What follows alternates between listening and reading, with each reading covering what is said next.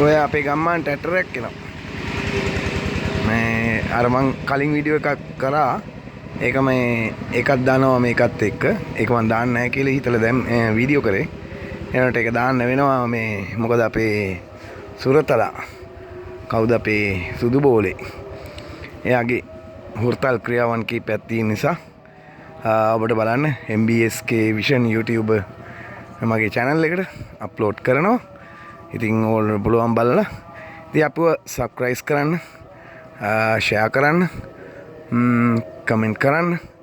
ඉතින් අපි දුෂාබාත් පිරිසක් ගම්මානක ඉන්නේ. ඉතින් අපි මමත් මගේ බිරිඳත් අපි දෙන්නම අර්ධ දුෂාබාත් මා හැදී වැඩුණේ දෙවිනුවර දෙවුන්දර කලපුහේන කියන ගම්මානේ. දෙවිනුවර කපුගම් බටහිර ග්‍රාම සේවාසමේ. ඉතින් දැන් දෙවිනුවර උතුරු මධ්‍යම හැටියට ඒක නිවැරදි වෙලා තියෙනවා. ඉතින් මගේ යාළුවෝ ගොඩක් ඉන්නවා අදත් මේ මොහොත වෙන විට.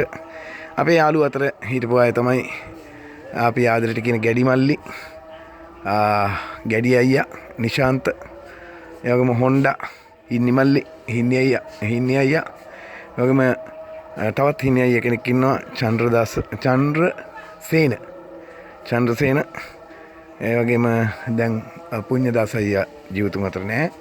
ඒ වගේම මගේ පවුලේ උදවිය මතක් කරනවා. මගේ පවුලේ ගත්තාම මගේ මව සමග අපේ ලොකු අම්මා ආදරෙන් මතක් කරනවා ආලනි. එයා ජීවිතුන් අතර නැහැ. ඒ වගේ ලොකු මාමා ඩික්ෂන් හේවත් ධර්මේ එයා ජීවිතුන් අතරත් නැහැ.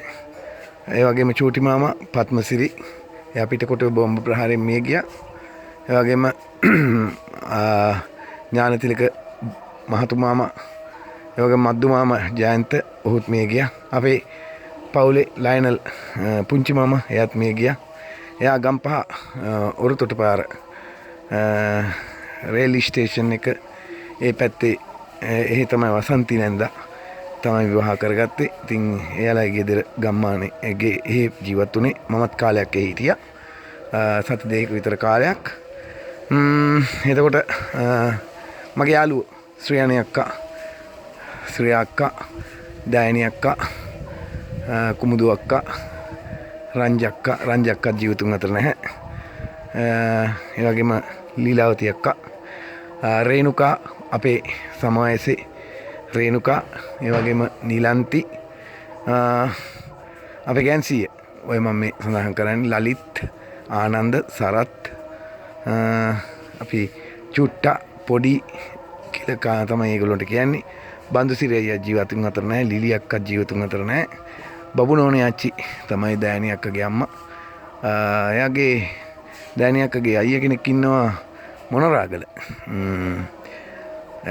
ලුණුගල ප්‍රදේශයේ ඉන්නවා. ඉතින් මගේ බාලම්මා අපි කිරියම්මා කියලා කියන්නේ. පුංචි තාත්තා රණවීර. ඒ වගේම නෝනි අම්මා මගේ ළඟින්ම හිටපු එක්කෙනා. නෝනි අම්මා මේ දවස්වල රෝගාතුර වෙලා ඉන්නවා. ඒ වගේම එයාගේ මහත්මයා සුදු බාප්පා නිමල්, පත්මිනි නිමල්, ඒ දෙන්නගෙන් නිමල් ජීවිතුන් අතර නැහැ. ලොකු තාත්තා එයා ජීවිතුන් අතර නැහැ. ඉතින් අපේ ඥාති පිරිස මතක් කරන්නම්.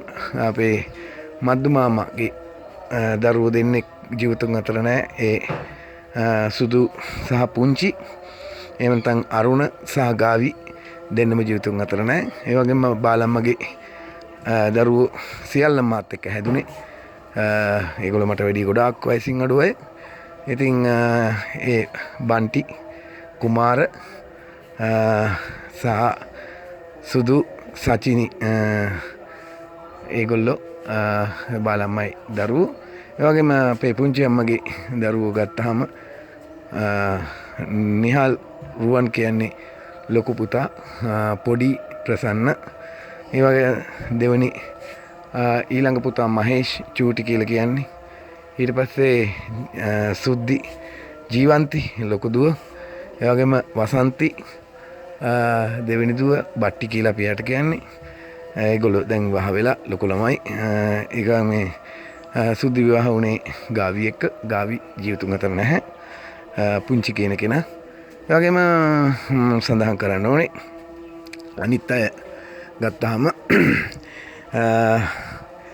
මගේ තවත් නෑනලා ගත්තාම ඒ වගේ මගේ පවුල ගැන කියන්න ඕනේ. මගේ පවුලේ ලොකු මල්ලි ලෙස්ලි කලු කියලා අපි හඳුන්වන්නේ. ඉතින් කලු බැඳලා ඉන්නේ තිස්ස මහාරාමේ දෙබර උඩුවිල ප්‍රදේශයෙන් චමිලා. එයාට ගෑනු ළමයිම 3 දෙනෙක් ඉන්නවා.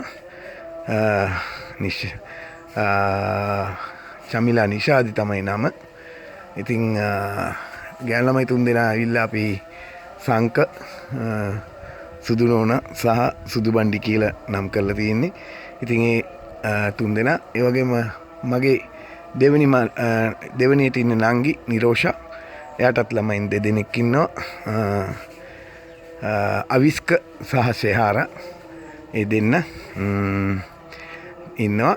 ඊළඟට